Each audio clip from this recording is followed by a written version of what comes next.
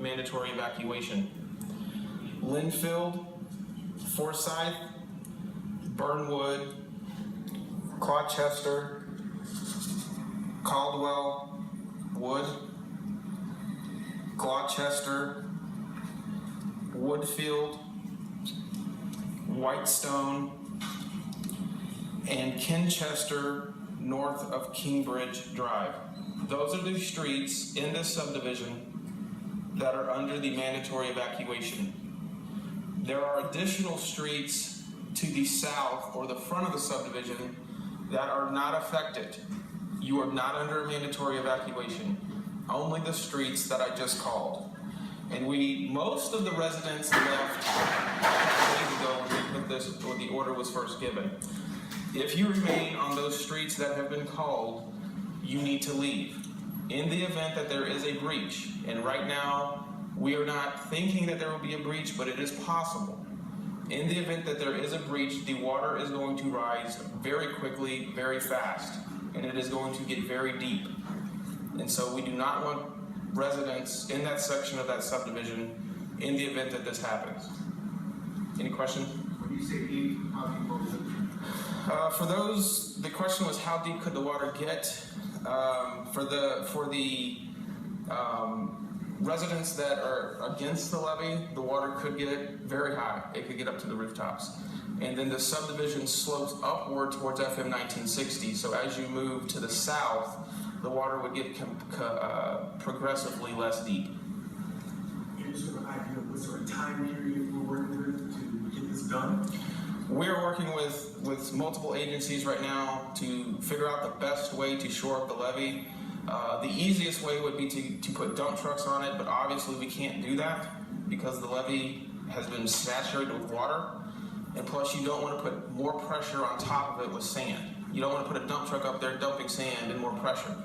So we're looking at what assets we have available to us to figure out how we can shore up this section and try to, what we want to do is put pressure back in place to offset the pressure on the other side of the levee. So we want to make them balance. Because right now, there's a lot of pressure on the creek side that's pushing against the levee. And so we want to try to shore up that section that has been compromised. How wide of an area are we talking about where the erosion is? I don't know the exact number. What I've been told, it is not a large area. It's a small section. So that's what I know right now. How much water is there? Any water getting through that erosion right now? And what's your guess? Right. The question was, is any water getting through the section that has the issue?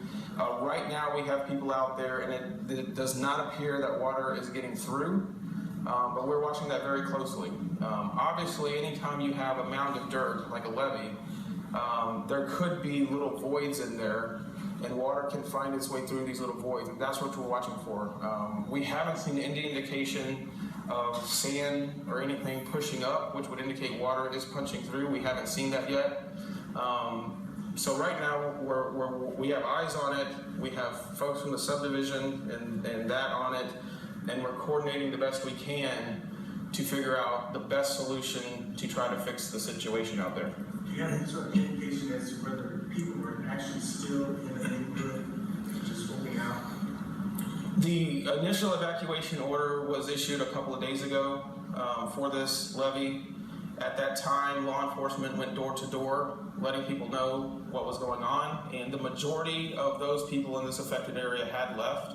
Some did decide to stay, and I don't know. Okay, you're listening to Jeff Lindner. He is with the Flood Control Management District, and of course he's speaking at the Office of Emergency Management. He is discussing a critical situation happening right now. This is north of 1960, east of I-45, Inverness Forest subdivision. This is just below Cypress Creek area. This area is actually built below the Cypress Creek level stream, the Cypress Creek. Yeah, and it's built because it's so low. They have a levee built around it, and that levee has the possibility of breaching in the coming hours, in the coming days. They feel like once it is breached, it will fill this entire neighborhood with several feet of water. Yeah. It has not breached yet, but they're just making sure that it does not, hoping it does not. And in fact, this area was one of the very first to be evacuated, part of a mandatory evacuation, because they were so concerned about the levee breaching or overflow from there. Yeah. And interestingly enough, and Travis is sort of standing by here, he's been listening to these press conferences as well.